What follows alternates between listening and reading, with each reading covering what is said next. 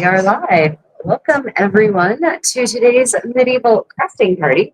I am here in Daegu, South Korea, out by the river in one of the gorgeous pavilions that dot this riverside. And I'm going to be doing some finger loop braiding, which is called lace making in 15th century English. And I thought I would take you with me on my creative journey today. I am dressed in 15th century servant's attire, basically at this level. I'm not blinged up. I don't have any special bits. I do have a nice belt today, and I do have my omoniac on, but otherwise, this is how I am dressed for our crafting today. So I'm actually going to be making laces. Oh, set the chat up. Yeah, I am going to be making laces today, and laces in the 15th century sense, not the modern sense of that word, that will be used ultimately to make a garment called a reta. And I just realized my anchor is wrong. Got to set it up again. Also, let me know if you can hear me if you're watching. I will be using these laces made out of these boas, as they were called in 15th century English. Takeda, are you just not asleep yet, or do you not sleep? Are you a non-sleeper? I just get the impression you are not a sleeping person. No matter when I live stream, you seem to be available. Yeah, let me know if you can hear me. So laces in the pre-16th century sense actually meant this, right? This is a lace. And anything that you could make using basically what we call finger loop braiding techniques counted as a lace. How to make laces. The word lace came to be used for bobbin lace much better on. Thank you, Takeda, much appreciated. Came to be used for bobbin lace much later on in the 16th century, whereas the first appearance of the word lace in the context of this kind of lace is in the 13th century in English, taken over from Old French.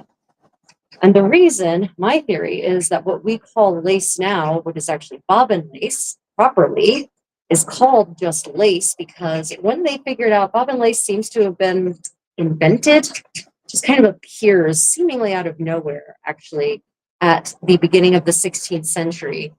And I'm pretty certain it was called lace also because the thing you can make using bobbins is very similar to the thing you can make using your fingers, especially in the earlier period of it in its advent before it starts getting really fancy.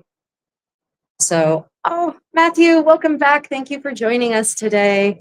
Excellent. So that is why bobbin lace came to be called lace because as far as everyone was concerned, basically, it was the same as the thing you could do with this technique we now call finger loop braiding. That's my theory anyway. There is actually, I do work from a primary source manuscript. I have a facsimile of the original, but this is the reconstruction and publication in modern English by two finger loop braiding experts, Elizabeth Benz and Gina Barrett. Take 5 Bows Departed. If you'd like to explore this on your own without someone teaching you, then this is the option for you. I recommend going to the website Take 5 Bows Departed. It might be fingerloopbraiding.org. Anyway, buy it from their website. Don't buy it from the evil empire Amazon, right? And there are actually a couple of laces in here. The lace masquelle, which I'll also be working today. But you can see how something that looks like that could easily, is a lace. Like we might even recognize lace, and how, having things already like that are called lace, and then you just have a new technique to create laces that look similar, you would just keep calling it lace. And you might specify bobbin lace because you're using bobbins to do the braiding instead of your fingers. This one, lace masquelle. See? Does that not look like a lot of the simpler laces that are made with bobbins now? Anyway, that's my theory on why it's called lace. Yeah, so I don't know, you probably can't see the river behind me. So we're in monsoon season and it rained a good long time over the last 24 hours. And so that means that the river is flush with water, literally. And so all of the footpaths across the river to get to the other side are shut down. So it took me way longer to get to where I needed to go than it should have. because I had to walk way out of my way to get to one of these pavilions. That's why we're late. That is the disadvantage of having literal rock footpaths that cross the rivers that you use to cross rivers here. When you get a heavy rain, the rock footpaths get submerged in water. So yeah, I was beginning to despair that I was even going to be able to do this.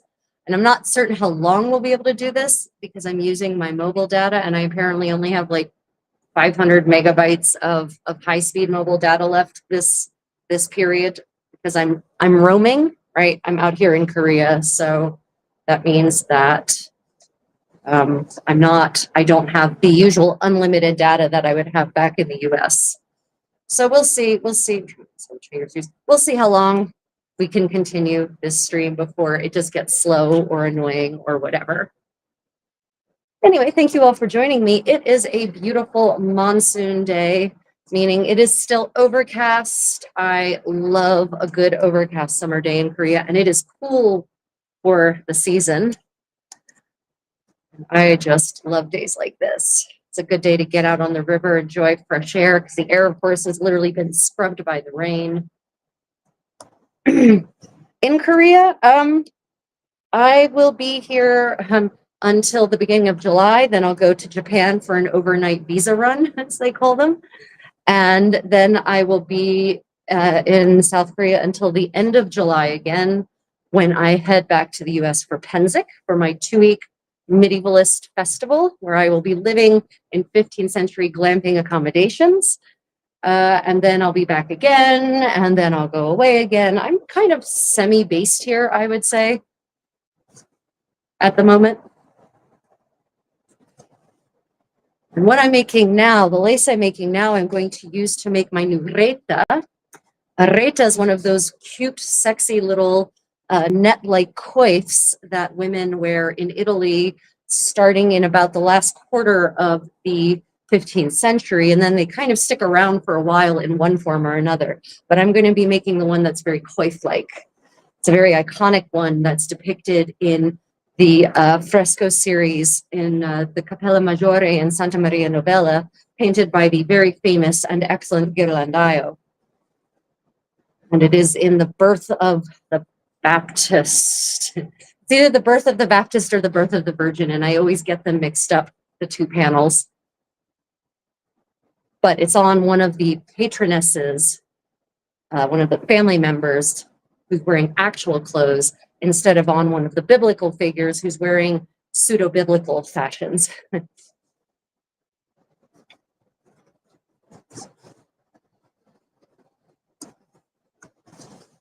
Yeah. No wonder you're chock full of knowledge. Your world travel. Yeah, so I also have a travel channel, everyone. It's called Travels with the Creative Contessa.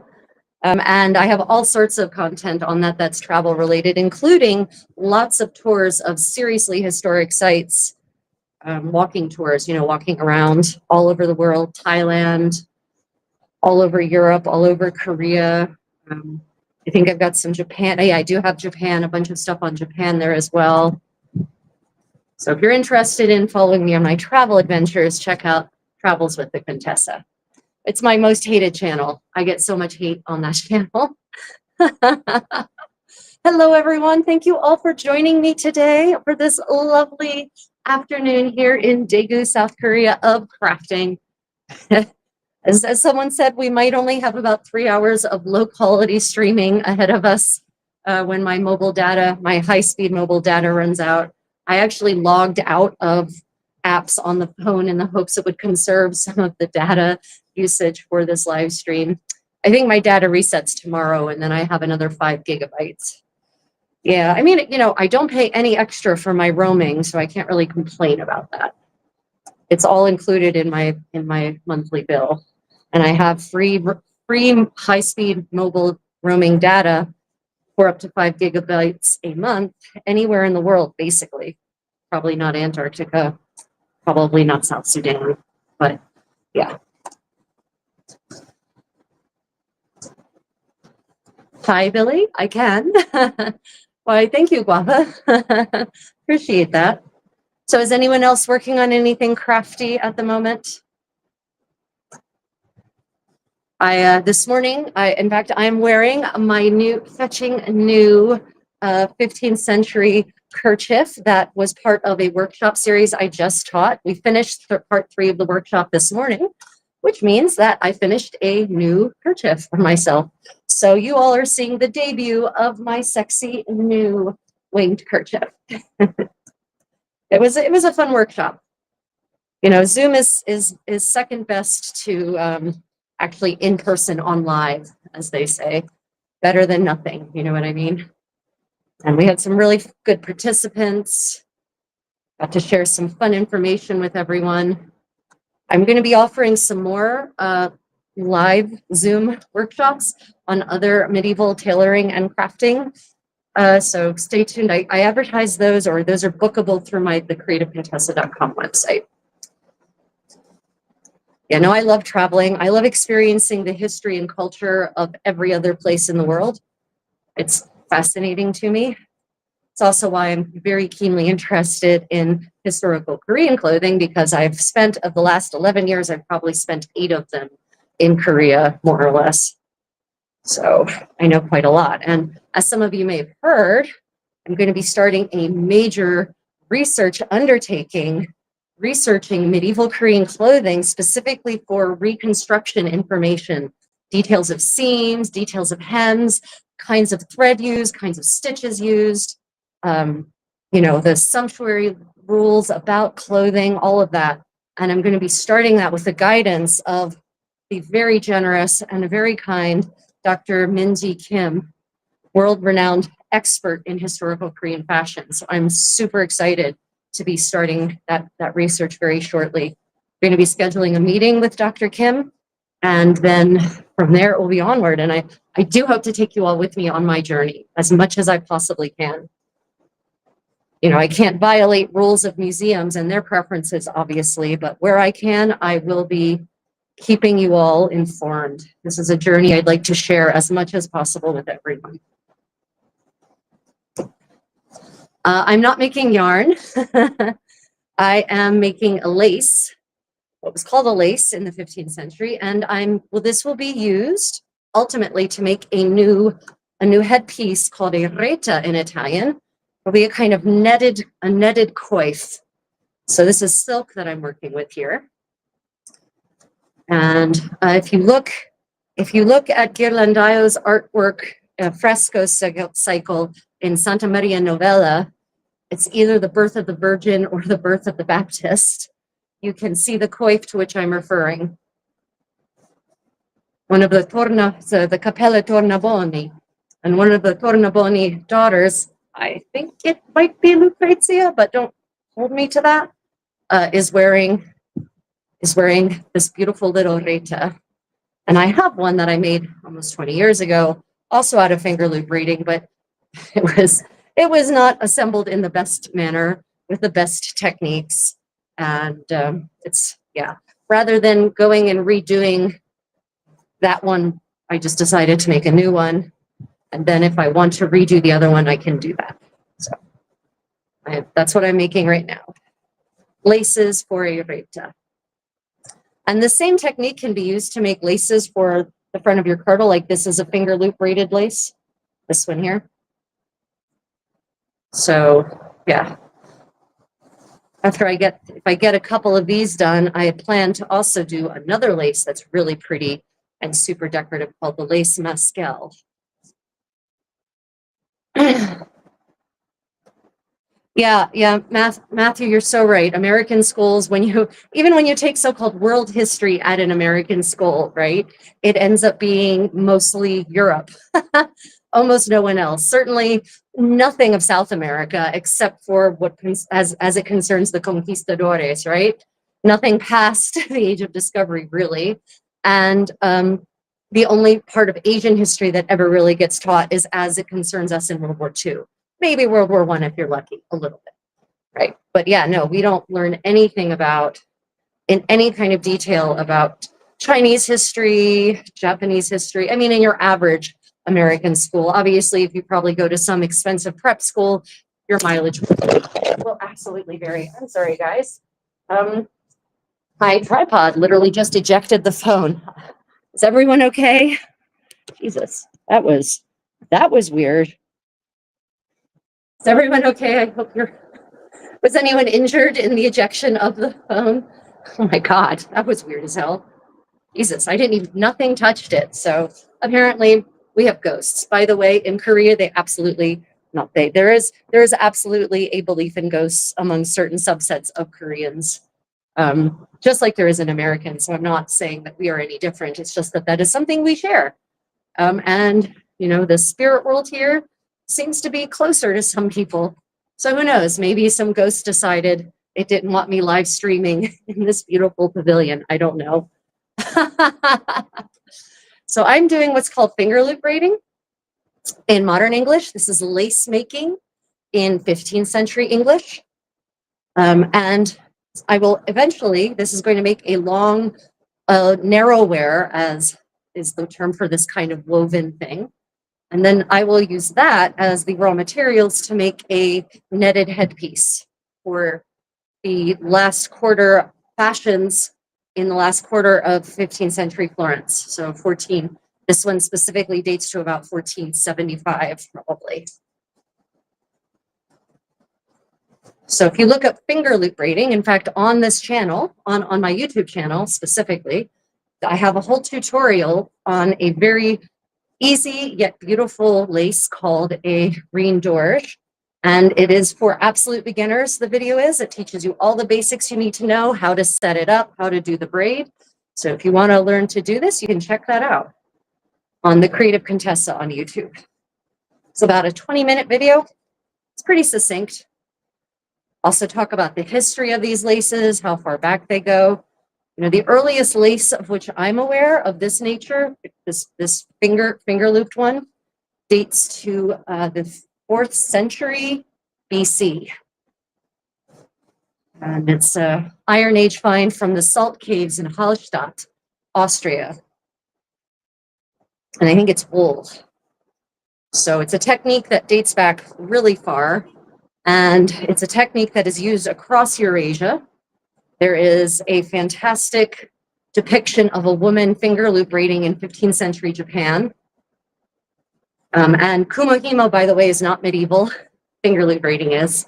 The kumahimo loom, that's invented, I think, in the 18th century. So if you do kumahimo, that's fine, but it is not a medieval art. Sorry. And the majority of the ones that have survived are silk. Not many wool. Wool is kind of fussy to do this with because it felts with itself from the motion. But the reason I think that not much else has survived in the archaeological record, not much in the way of hemp or cotton or linen, is simply because those fibers rot away in the archaeological record, right? They don't survive. They do not survive well. Cellulose does not survive well. But in the Langberg finds, which is a castle in Austria, you all have heard me talk about many times. For my regulars, apologize for the repetition here. But at Langberg Castle, they found a bunch of laces in the walls when they went to, walls and ceiling when they went to restore this room in the castle. And they actually did find some hemp ones, they found some cotton ones, and they found some linen ones. So that goes to show that even if the archaeology is normally absent, it doesn't mean an absence of presence doesn't mean the presence of an absence of the object in question. But based on the records, the preponderance of these laces in the 14th and 15th century seem to have been silk. That seems to have been the thing. And they fell under the purview of silk women, which was a profession.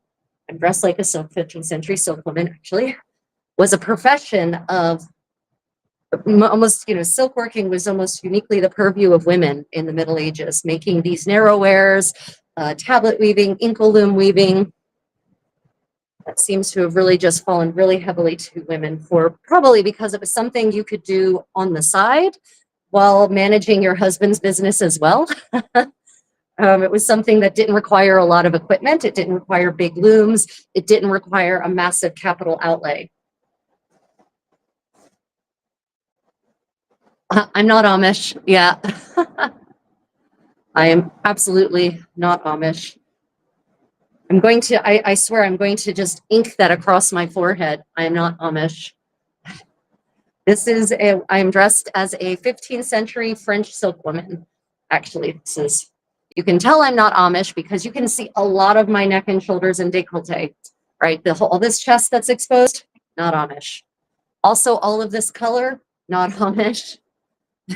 Also, using my smartphone, not Amish. Jeez. I'm sorry, guys. If I miss messages, I can't catch up because if I stop in the middle of finger loop reading, I lose where I am. So if you asked a valid question and not something cheeky, then please pop the question in again until I actually answer it. And I apologize if I've missed any questions.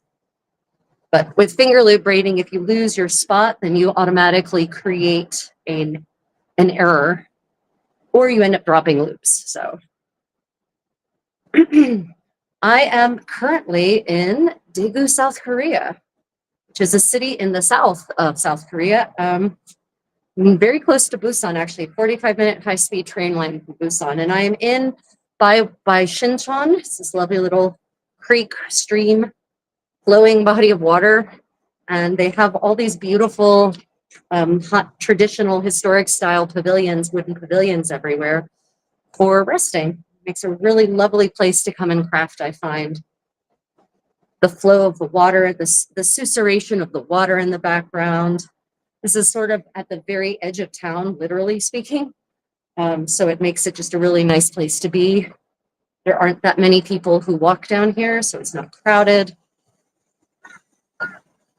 And on days like this, it's just extra lovely.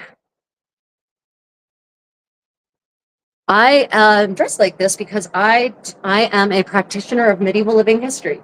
So I enjoy exploring the past by experiencing it firsthand, by making and wearing the clothing, by making and wearing the food, by reconstructing and dancing the dances, creating and attending events that are in the style of activities and events of the 15th century is my particular interest.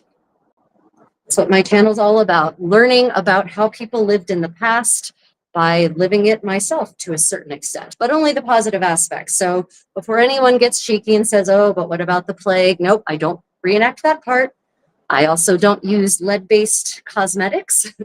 I also don't take mercury as a medicinal treatment for any given ailment. So yeah. I enjoy exploring the beautiful aspects of medieval and historical material culture. Not just medieval. Right now it's medieval, but I do enjoy other things as well. And I enjoy when I travel, I enjoy experiencing the historical material culture of the places where I travel to. So, yeah. Sorry, but I don't discuss my marital state. At least I think it's super cool.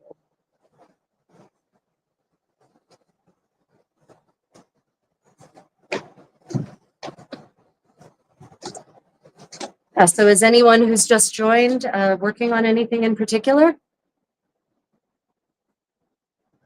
Oh, well, okay. There's my condottiero. How are things going? I don't know how much longer we'll be able to live stream. I might run out of data.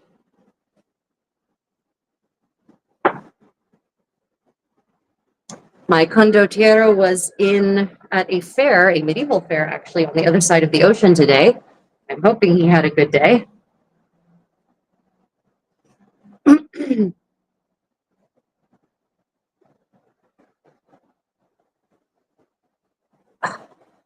So let's see. I was listening to the medieval podcast this morning. That's medievalist.net for those who are interested. And I was listening specifically to the episode on medieval hospitals. And it's very interesting to explore charity and community engagement that happened in the Middle Ages. Because we think of hospitals now as basically just a place where you go to either get better or to die. But a medieval hospital was so much more than that. A medieval hospital definitely did have a healthcare component, but they provided healthcare to everyone, to the poor, to the rich. They didn't charge for it either. The rich would generally donate, obviously, if they received care from the hospital, because that was the way they hoped to shorten their time in purgatory. But hospitals in the medieval sense were also orphanages. They provided job training and apprenticeships for people. They provided food and clothing for people in need. They helped people get back on their feet. They basically perform the social welfare function of the modern state. That's what hospitals used to be. And they would have their own farms. People, when people died, they would usually bequeath lands to them. And, you know, the hospital would either keep those lands and use them to expand their premises, or they would sell them and use the funds to fund their operations, their charitable operations. And there was a really funny case. There are several cases, actually, according to the expert on the subject, whose name is, I'm forgetting at the moment. She said that sometimes women would give birth and they would actually give their child up at the orphanage, leave it as a foundling, and then they would have themselves hired as professional wet nurses. And they would actually therefore get paid to actually suckle their own baby at the orphanage. So yeah, it's and the reason they know this is because suit was brought against these women as being frauds, as basically trying to get the hospital to pay for the raising of their child, to pay them to raise their own child. Thought that was pretty fascinating. It is now 3:09 p.m. South Korea is about 13 hours ahead of East Coast US. I am making a thing called a lace in the 15th century. It's basically a silk narrowwear, and I will take this and use it to make a netted coif called a reta.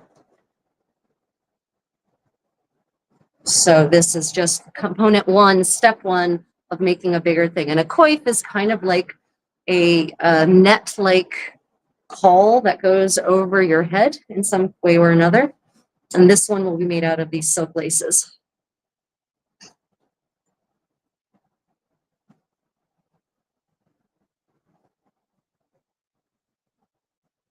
Yeah, so that is what I'm weaving. This is called a lace bend that I'm making right now.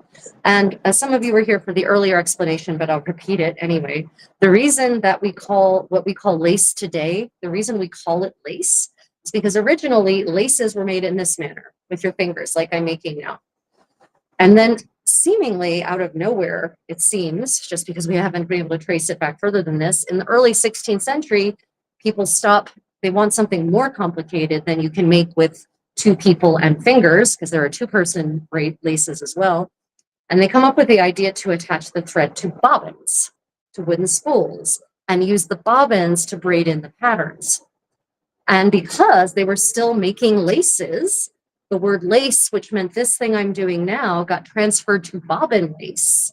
And they, you know, bobbin lace grew more and more ornate and complex very quickly, actually, more than you could ever achieve by doing this braiding technique with your fingers.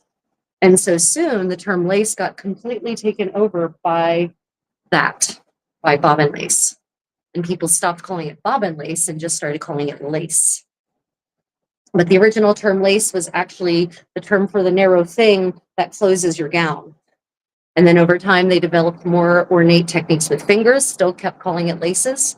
And then along comes bobbin lace. So there is your history of lace in a nutshell.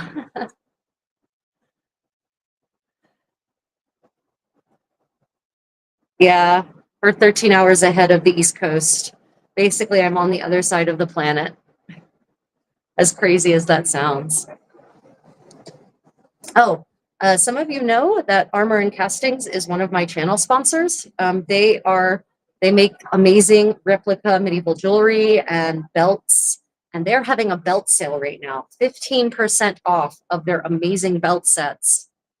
And if you use the code Contessa 10, you get an extra 10% off. So if you're looking for medieval jewelry, replica, really quality medieval jewelry, or belts, or accessories, etc., then check out armorandcastings.com. Contessa 10, you get 25% off total of your order. And unfortunately, I don't have their belt. I don't have their belt with me that I actually have of theirs. Not actually wearing any bling. I'm going completely simple today. But yeah, absolutely fantastic company. Can recommend. And if you want to learn this lace making, as I'm doing here, check out my YouTube channel, look up Fingerloop braiding, and there's a tutorial on a very basic and easy to do braid called the green dorage. Everything is very beginning, so easy peasy to pick it up yourself. Does it cut your fingers when you do that? It does not cut my fingers because the thread is wide enough for it not to. However, I can tell when I haven't been doing finger loop braiding because I will develop blisters. So for certain, if you do enough of this, you will eventually develop calluses in certain spots. And okay, well, first you'll develop blisters in certain spots, and then you'll develop calluses in certain spots. Now, you would have to do, maybe if you did 8 hours a day, that would happen. Just for the amount, I usually do a couple of braids at a time. It's fine. But I can tell when I've fallen out of the habit because then my skin is a little more tender than it should be. Now, if I were to use really thin silk thread, instead of this is 20/20, 20/20 for to understand thread sizes, which means 2-ply and something else. Anyway, if you were to use really thin thread, then yeah, you wouldn't cut your fingers, but you would definitely get blisters, and your fingers would get raw much more quickly. The thicker your yarn, the less rawness, the more distribution of the force there is.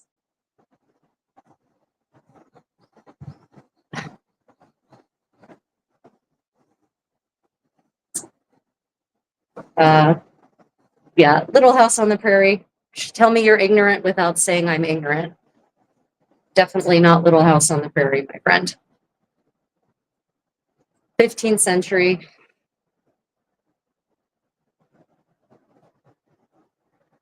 And some of us enjoy bringing back the beautiful aspects of the past. So I'll be frank, the modern world, she's a mess. This video is choppy, but sound is good.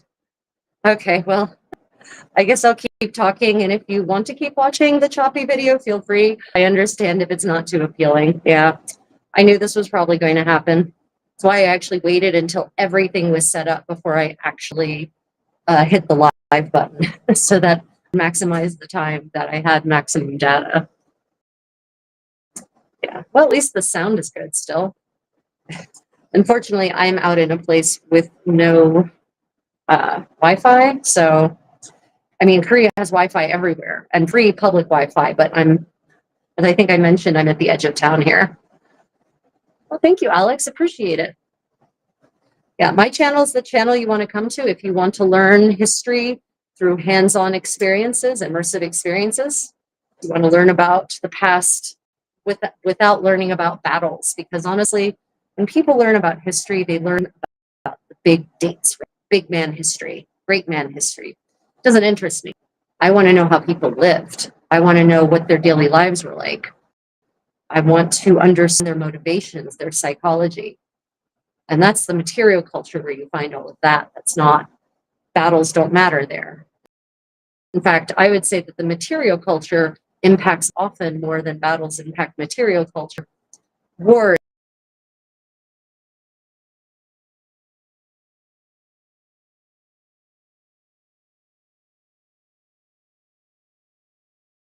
impoverished Joseon to the point where the clothing went like halved in size. They went from having super full skirts, super full, captain sort of jackets, coats, to about to coats that were literally half the amount of fabric, half the length of the sleeves, much narrower skirts, and the war definitely is what caused that. So individual battles might not affect material culture, but wars certainly will.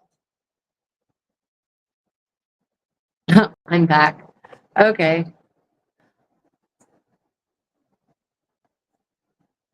Yeah, Devin, if you think I'm AI, that's an interesting thought, but I'm definitely not. Okay, well, since it's what did I go entirely including voice? In which case, I'll probably just end this.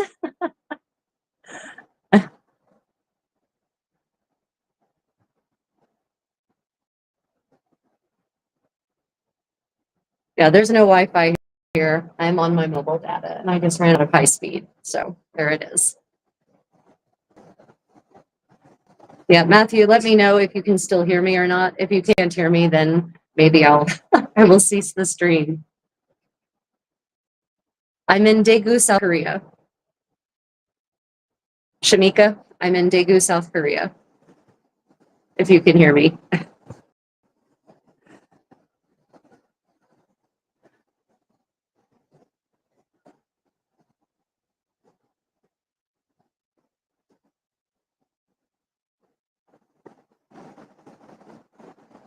Can anyone hear me? Okay, good. Sometimes I do feel like a ghost. I know some people think I am from the Middle Ages. So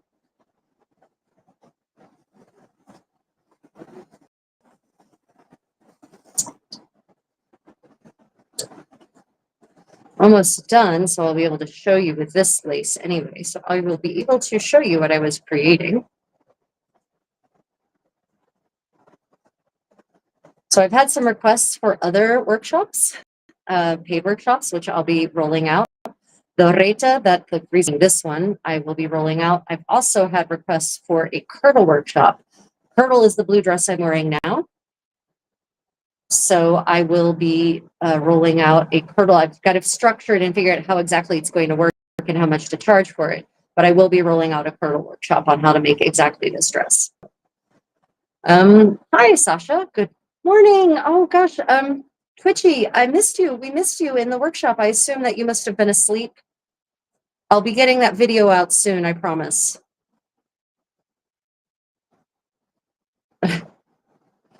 Why am I doing this? Because I am a practitioner of medieval living history. I'm a reenactor, and I enjoy exploring the past, the material culture of the past firsthand by recreating the clothes, recreating the food, recreating the dances, the events, the music, combat style, reenactment basically. So, and the channel is to share that with everyone who wants to come along that journey and learn about history in a way you will never learn about history in school. Oh no, that's okay, Twitchy. I meant to send you a message just to check on you to make sure you were okay. I just got busy today. I'm sorry. Okay, yeah, curl up it is.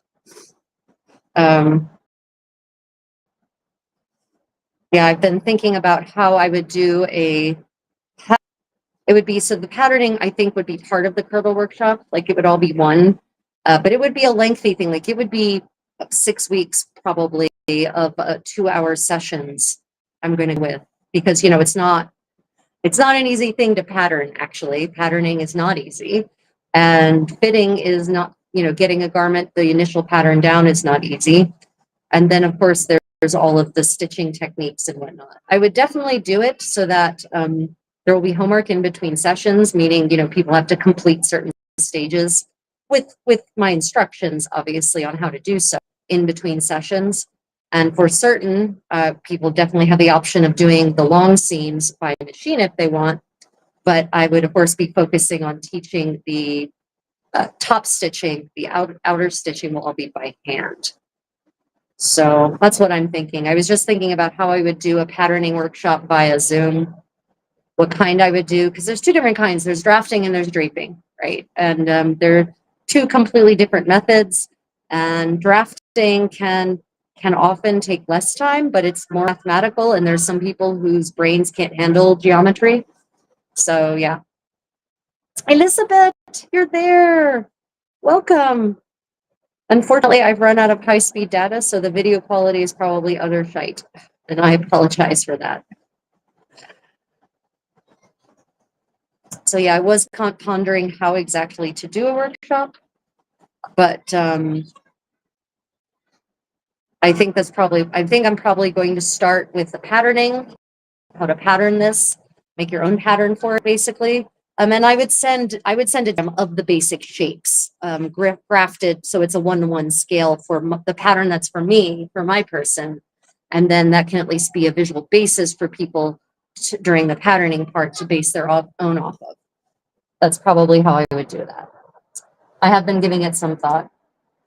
Yeah, and I will probably use the pay what you can option again, which means when people check out, book the workshop, they can put in the tip section, how much they feel they're comfortable and able to pay for the workshop.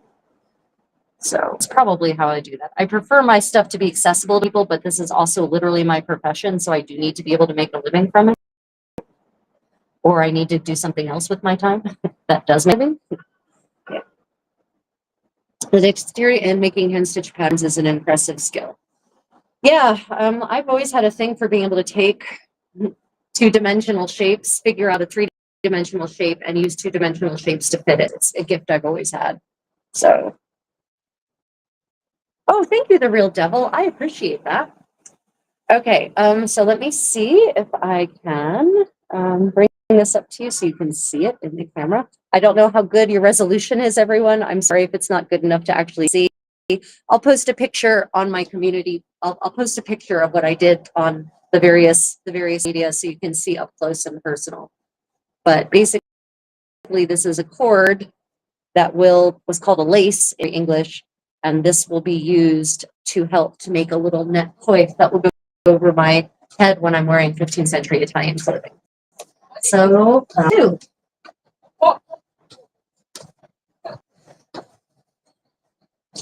and the Reta workshop, where I'll be teaching people to make this, will include Fingerloop braiding instruction as well. So it'll be more than just making noodle coif. And it's fascinating how humans have always been crafty, since as far as I can tell, at least since we climbed down from a tree on a savanna in Africa, and possibly when we were still living in trees. We've just always liked to create beautiful things to wear on our bodies, to adorn ourselves. And that could be because, we looked around and see these animals with magnificent feathers and fur, and we had none of that. We had hair. That's all we had. Hair was it.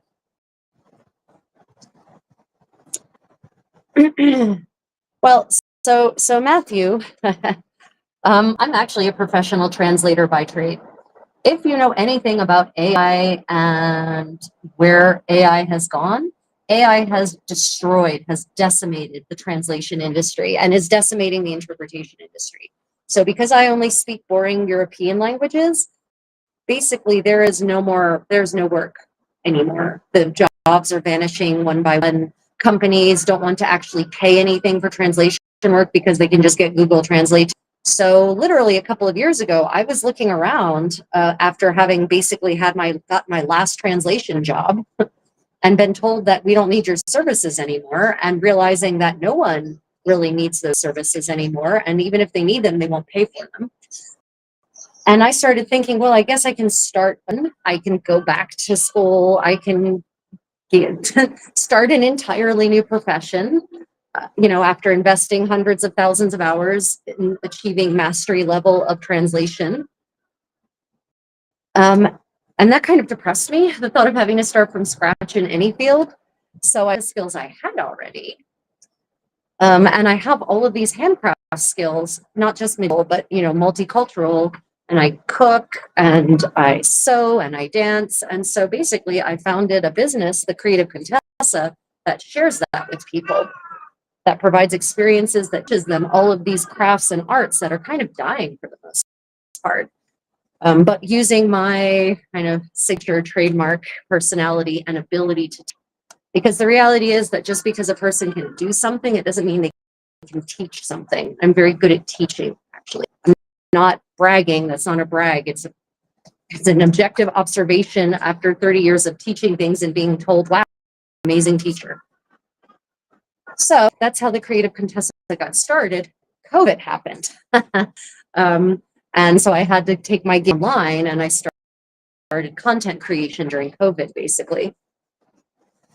So yeah, this is all kind of all part of the same package.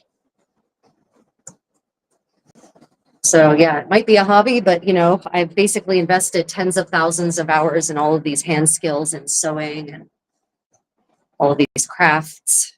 And so yeah. Yeah, that would depress anyone, seriously. I mean, and the other thought I had when I was looking at what I could do instead of translation work was, well, okay, what isn't going to get eaten by the machines? Which career will not be decimated by AI? Reality is, guys, the depressing reality is that most are going to be. And no, we're not going to just have magically some other kind of job because of it. It's not going to happen. The perfect analogy, honestly, is the horse. So before the advent of the automobile in North America and in the United States, there were sort of at the advent of the automobile, there was like some 4.7 million horses in the United States. Do you know how many horses there are now? 200,000, some 200,000. So yeah, there are still horses. There are way fewer though. So I think that's more the analogy for where we're going if we don't reconsider, reimagine, reinvent how we function as a society in terms and profession and income earning. Anyway, it's one of the reasons I love medieval living history, because it literally means you can't use AI to do it. Otherwise, you're not recreating history.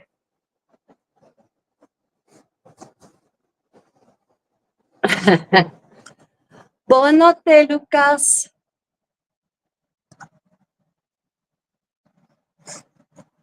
Yeah, I think we really need to reconsider how we want to be as a society, as a civilization, even.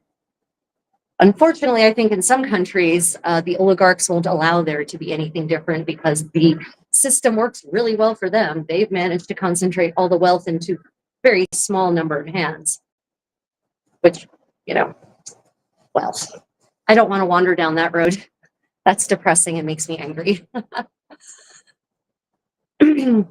Yeah, Twitchy says sewing and craft. I've definitely noticed an uptick in people wanting to learn to sew and garden, etc. Yeah. So my theory is that people fell down this virtual world, this digital rabbit hole, or even black hole for years. But the reality is that we have evolved for social interaction. And one of the reasons I think that, especially in the West, we're so depressed, we're so anxious, is because we aren't interacting with not just each other, but with our world, with our real world. We have lost the tactile action with reality. And that is actually creating all kinds of neurochemical imbalances. And so now people are coming out of that black hole of virtual reality and realizing that they really actually want reality, which is why I started the Creative Contessa, because I recognized that trend. It was actually the paint and brush, or, paint and blush, the sip and paint, paint evening where they guide you step by step through a painting and you drink wine, right? So that's what made, it was actually my husband, Ryan, who said, we attended one, and he looked around at what was actually happening, and he looked at me and he said, you can do this with any of the crafts you have, and better. He can do it, but better. And he was right. And I think it's because we past needing physical world, and God, I hope we never do. That would be tragic, because the kind of thing that would cause us to evolve past needing the physical world, it would be catastrophic in nature, I think. And I don't mean the results, I mean the thing itself that would trigger that kind of evolution would be catastrophic. So yeah, I agree with you, Twitchy Witch. That is what I've been observing as well. It's daylight because I am in South Korea, Daegu, South Korea, actually. I am, depending on where you are, I might be literally on the other side of the planet. Yeah, I don't know how many trades are going to be protected or for how long. right? I think trades will be some of the last things to go, but once they invent machines, sorry, not invent, once they develop robots that can have the same kind of dexterity as as humans, that's done. And we will get there. It's a question of when, not if, really. And we might be closer than we'd want to believe. So it's going to take people purposefully deciding to, with their money, to decide not to buy things that are made by machines, that are, to not use. By the way, one of the reasons I refuse to use AI art, and I really wish you all would got it too. AI art is plagiarizing actual humans' artwork and using it to train it to create these, this so-called artwork. And those creators, those painters, those artists are not seeing a single cent of remuneration for their artwork being used to train the thing that is now replacing them. And that's why I will never use AI in my content. Never. I will never use AI artwork, AI music. I will not, nope. Because I know how it's been created. And I think that's unethical in the extreme. Yeah, South Korea is amazing. If you're interested in checking out South Korea, I have a channel, Travels with the Creative Contessa. Lots of South Korea content. I regularly do live streams where I go touring about the city. I think I have one scheduled I've got a restaurant. After this, you want to come eat with me on my Travels with the Creative Contessa channel. I've got a live stream planned from one of my favorite little local restaurants here, where I'll be going for dinner and getting some dosat bibimbap. That's the hot stone pot bibimbap, and some pork belly posam. So if you want to know what it's like to eat in an actual Korean restaurant in actual Korea, join me there. Lots of videos of my explorations all around Korea, not just Seoul. By the way, Korea is more than Seoul, way more. Definitely can recommend coming here. It's probably the most underappreciated vacation destination in the world, I have to say.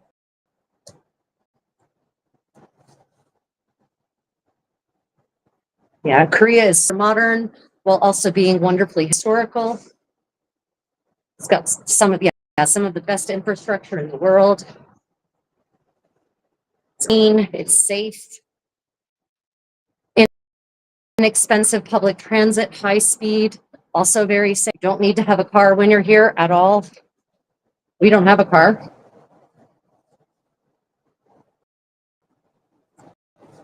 Great place to visit. And they've been rebuilding all of their historic sites because most of their history were at some point burnt down either by the Japanese, the Chinese, or the Chinese, actually, I guess, if you consider what was happening during the Korean War.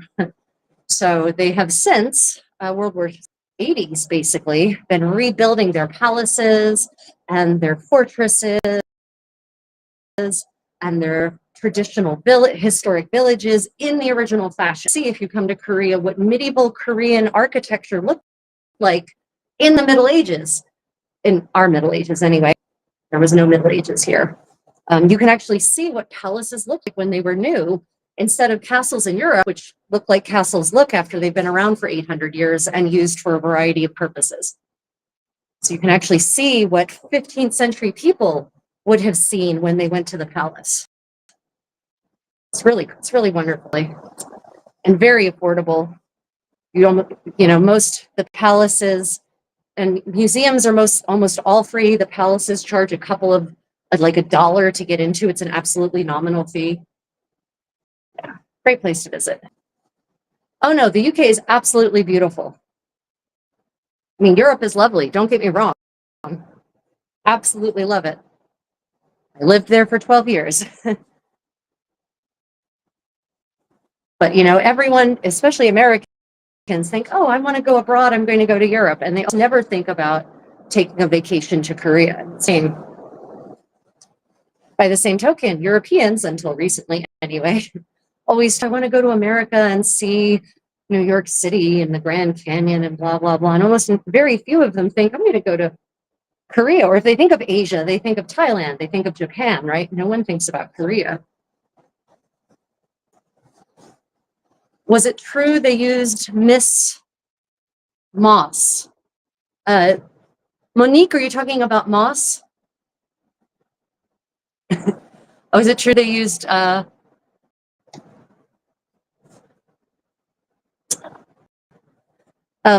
Yes. So we think that is true. We think it is true that women used moss as menstrual pads because in there's a whole bunch of graves were found, were unearthed in Greenland, and the graves date to the 13th to the 15th century. And they actually found moss tied to a string in between the legs of one of the skeletons. And so, yes, that is why we think that, at least in certain parts of the world that had moss, because not everywhere has moss in Europe, by the way, you need to have special conditions for moss or specific conditions for moss. We think that is one of that they actually addressed the menstrual cycle was with moss. And I actually know there's one of my fellow reenactors has been experimenting firsthand with using moss. And it has some very interesting properties that make it the natural choice. It's antimicrobial, it's absorbent, very absorbent, and also cleanable. You wash it. So, yeah, it seems like that is definitely something that was done, at the very least in Greenland. Yeah, most people don't realize there was a colony, a Norse colony in Greenland. By the 15th century, I think it belonged to Denmark, like Greenland does now. But I could be wrong about that. I'm not certain who exactly controlled it in the 15th century. I thought it was Denmark, but I may be wrong.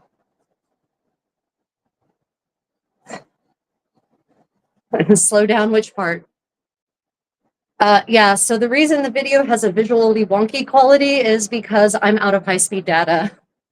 So people are more or less just listening to me. High-speed data probably half an hour ago. Sorry, guys. I thought I'd have a reset on the data. I did not.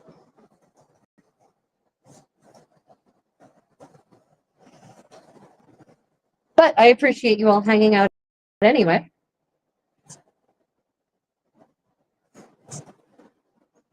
Oh, yeah, Han, absolutely. I mean, and I think Han says, for those listening and not watching, Han says rags could also be used in conjunction.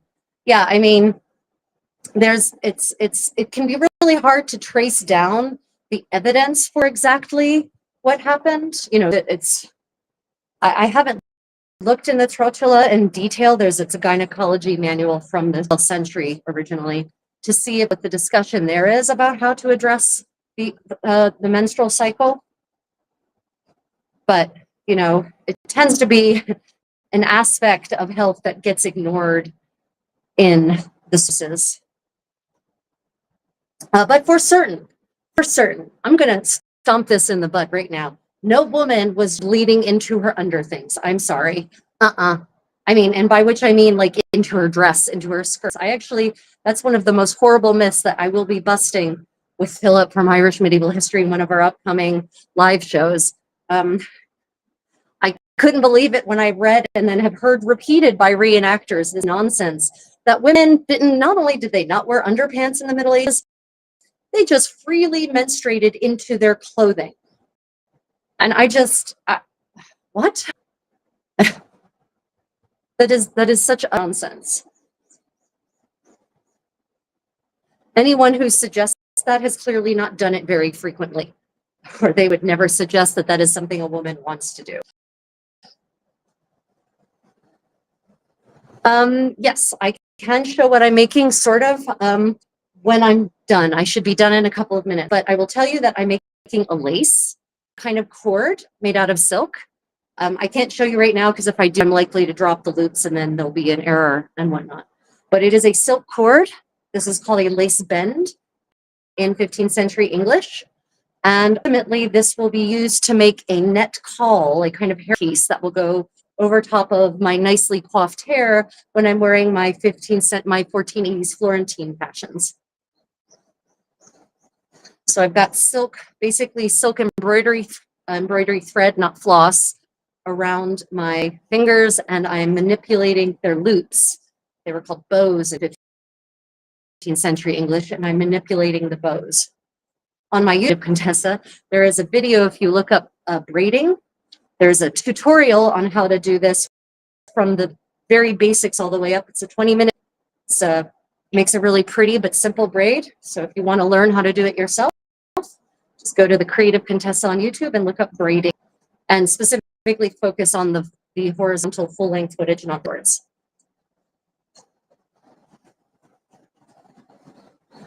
So I don't, I have a very brief access to the live chat. So unfortunately, I have missed questions.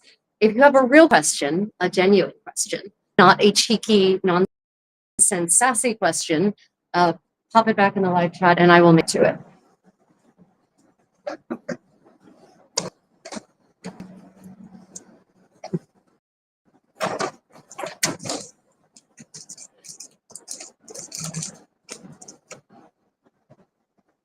Got a grandson and his grandfather about to do a lunch picnic here, or maybe an afternoon, mid-afternoon tea pick, because it is past lunch actually.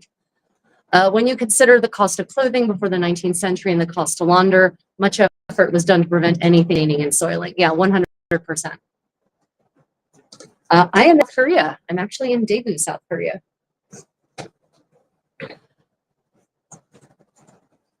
Is my husband fighting in the Crusades?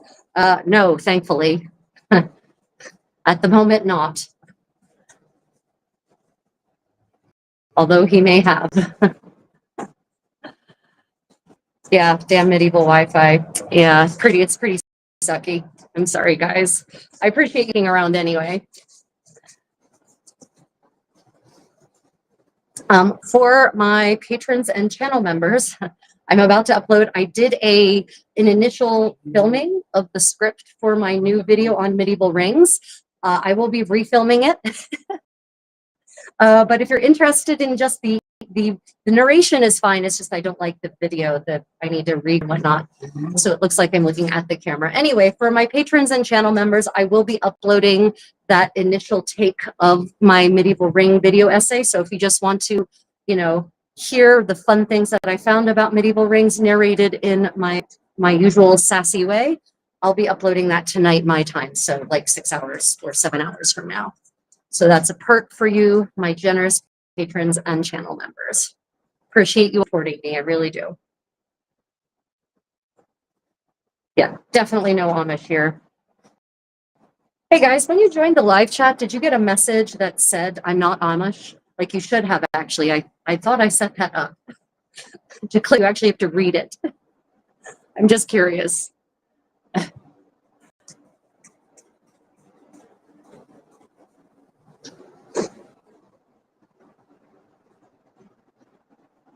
Yeah, I don't understand the dogmatic approach of some medieval reenactors towards women in underpants. This absolute statement of women never wore underpants over 1,000 years of history over an entire continent. It's just absolute nonsense, first off.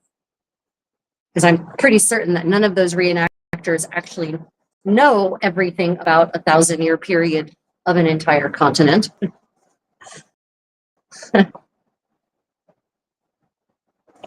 Interested in learning more about medieval women and underpants, I have a video on my YouTube channel that provides some pretty solid evidence showing that in certain places and certain times in the Middle Ages, women absolutely owned and wore underpants.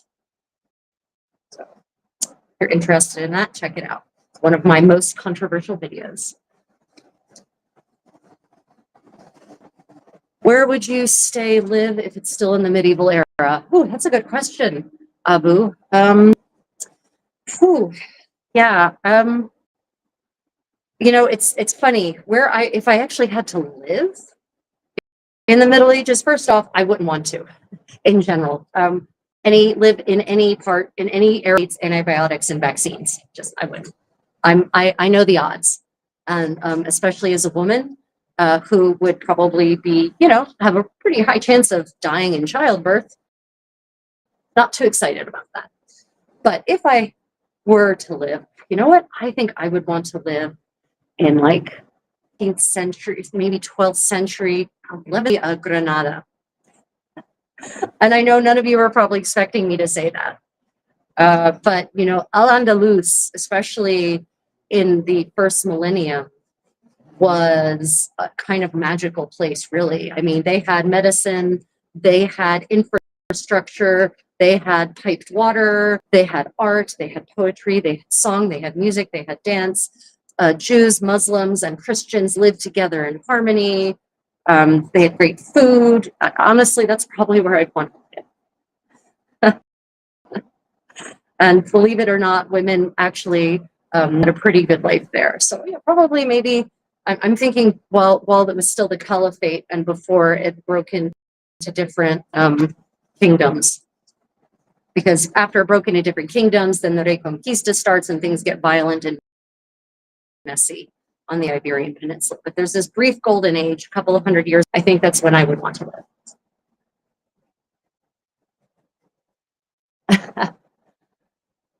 Well, so the reality is that most people's understanding of witchcraft and the medieval approach to witchcraft is actually post-medieval, and is based on, you know, 16th and 17th century attitudes towards witchcraft and witches.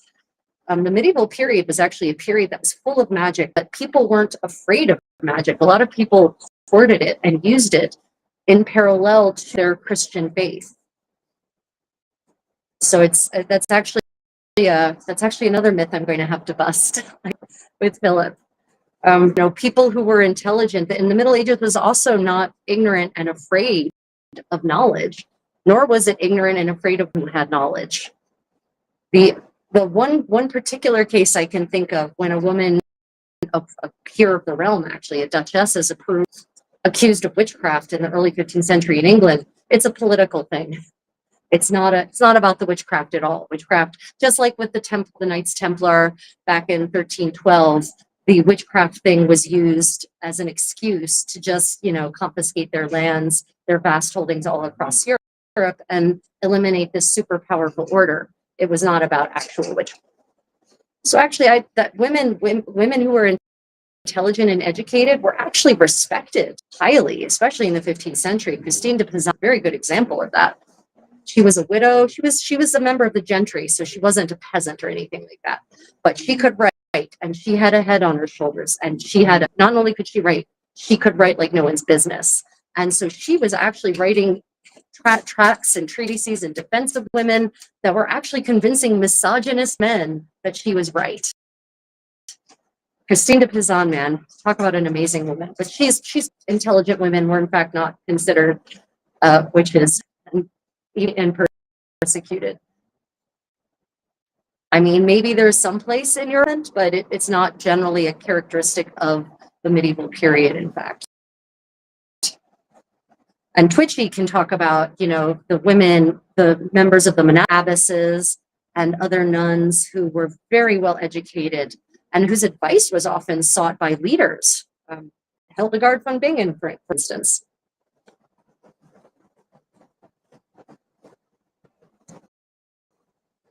Nope. No, Matthew, that's a common misconception. I'm going to expect that's probably an invention of Victorians, which is being associated with the plague and rats and whatnot. No, people actually viewed the plague as a punishment by God, not by witches. They considered that as a civilization, humanity had failed, and that God was punishing us for that, not witches. I don't, as far as I understand it, at least in the Middle Ages, they hadn't really put two and two together about rats. They thought it traveled on. They thought the plague transmitted by miasma. They did realize to some level that being close to someone who had it would get you sick, and hence the theory of miasma, which, you know, for the pneumonic plague is not entirely wrong, I guess.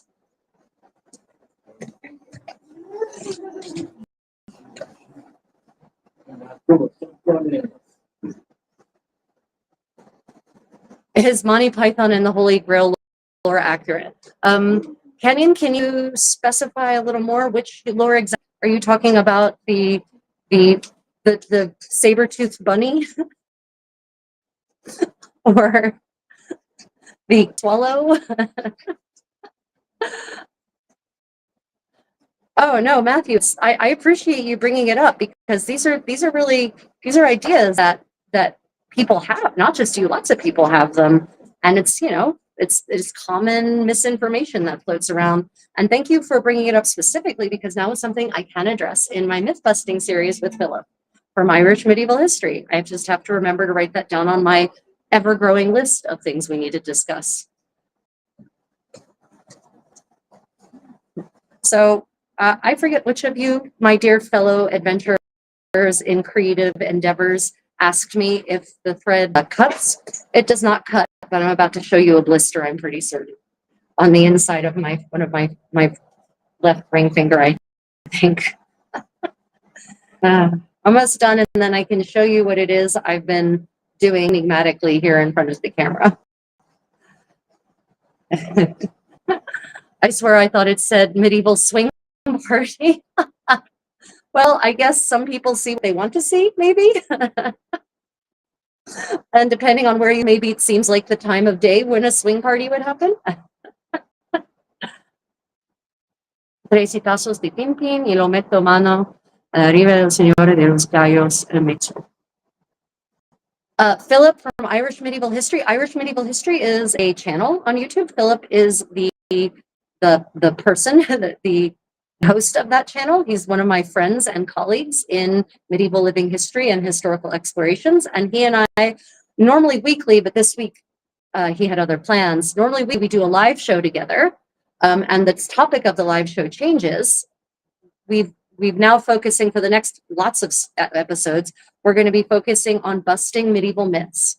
And we already have one episode out. You can check that if you go to my lives. You can see medieval myth busting with the creative Contessa and medieval Irish history. And if you're interested in medieval Ireland, you should check out his channel, Medieval Irish History. He's kind of like the Irish Contessa. He's got personality. He's very informed. He's got a good sense of humor.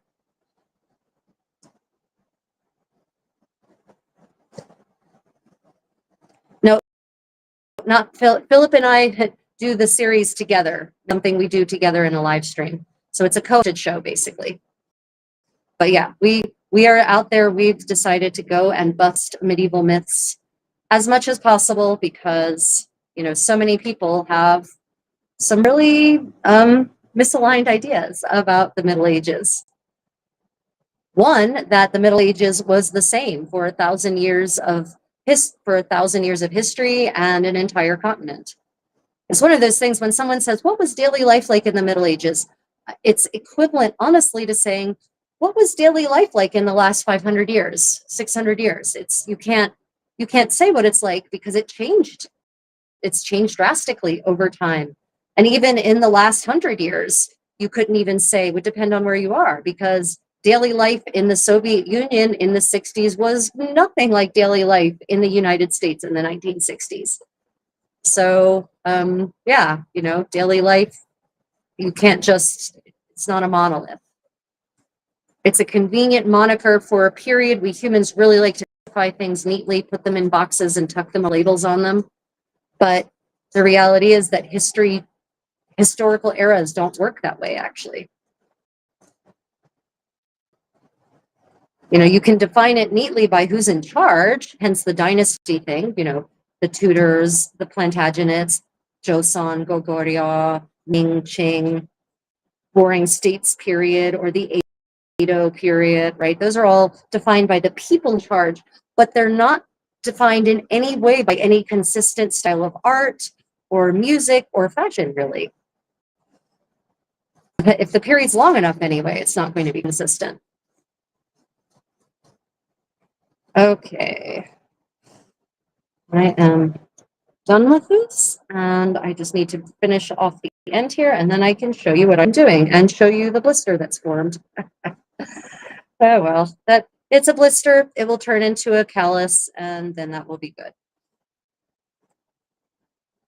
Like I said, I can tell when I've fallen out of the habit of Fingerloop braiding when I develop a blister. It means my hands have gotten too soft.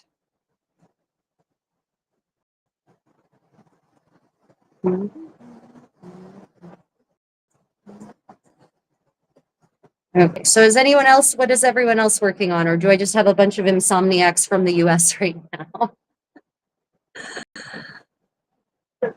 Yeah, right. So wait, who said it this time? Wow, Twitchy, what are you doing to your needles? If you're using them as nails, stop.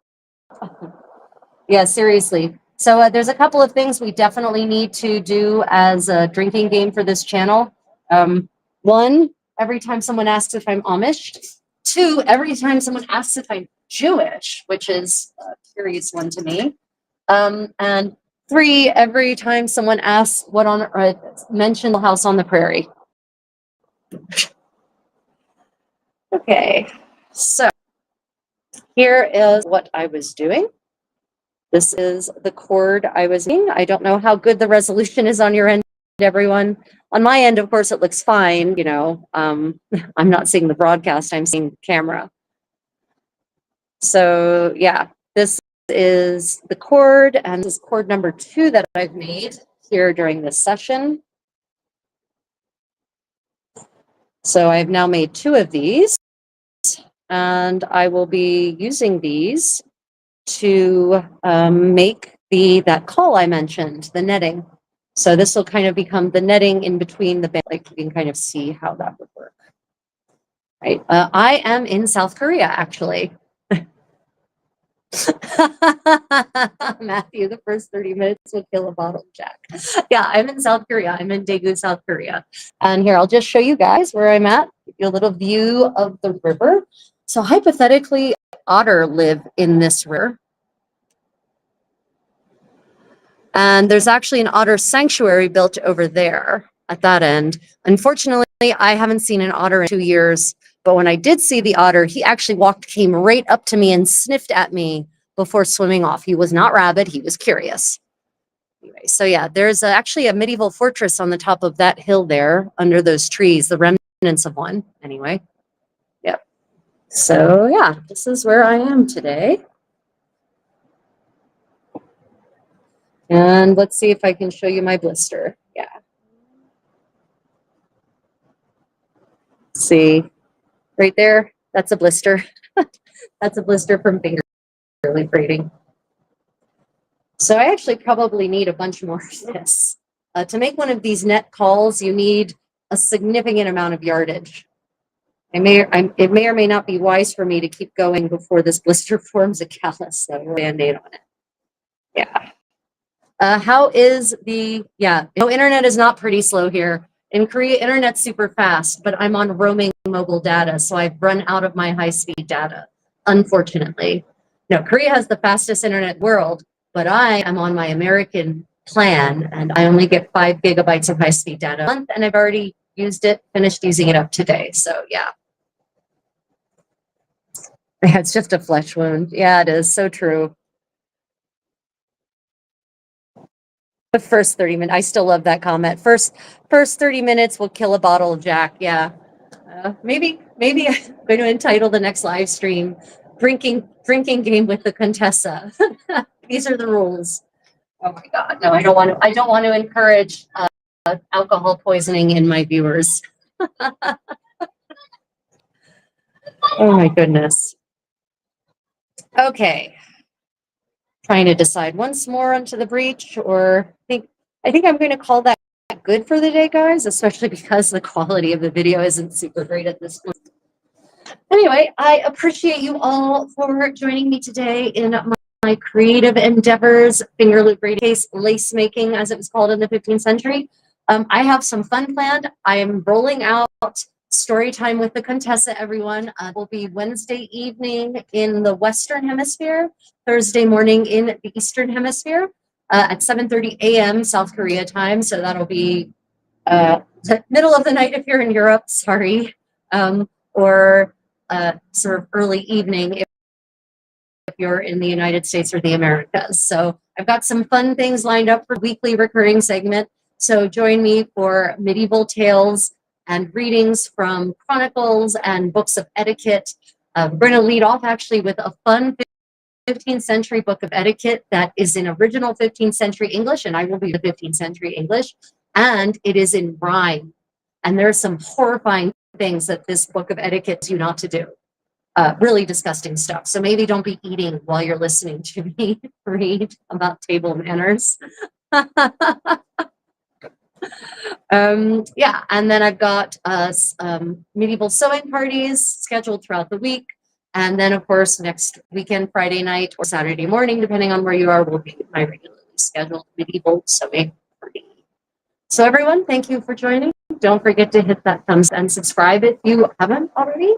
And consider becoming a patron or channel member if you'd like access to extra perks, extra footage, tutorials, and kinds of fun stuff. Otherwise, everyone, good night, good morning, good afternoon. Thank you all so much for joining me, and I look forward to getting to chat at the next thing. Bye, everyone. Annyeong.